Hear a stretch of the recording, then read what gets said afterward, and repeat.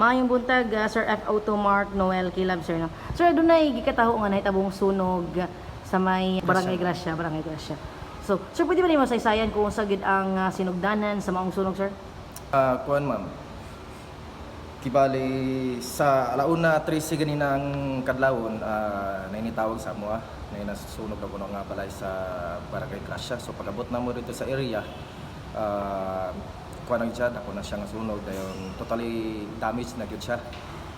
May gani kay sa paspas nga pag kuan na mo, pagabot na mo dito sa paspas nga mga lihok na mo is wala siya ni tapot sa likod nga balay o sa kilid nga balay. So mabutang siya nga usara ka balay ang totally damaged.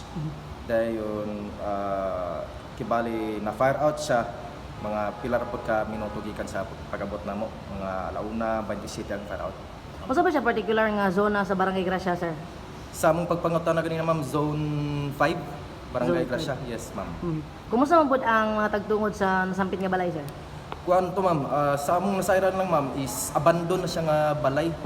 So pagabot pud namo dito maskin nakatambay mig pila ka minuto dito, wala pa namo na kita ang mismong tag-iya gyud ato sa balay ma'am. So pero nahibawan na namo ang ngalan tungod lang sa iyang mga silingan ma'am. Wala niya investigasyon, sir, unsa ang tinubdan sa sunog?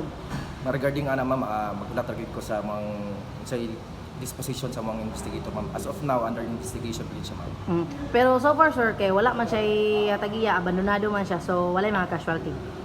Purya biyag ma'am mao na nakakuan man kay wa siya maskin injured or naangol wa man pud ma'am.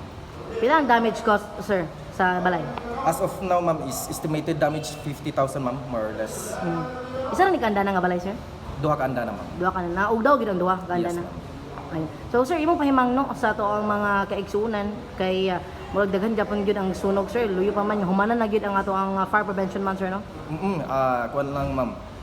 Since humana ang fire prevention man pero ma-feel man gyud nato ang kainit gyud sa palibot karon, so magbantay-bantay lang kita regarding sa mga open flame na atong ginabuhat, mga lapog sa kilid-kilid.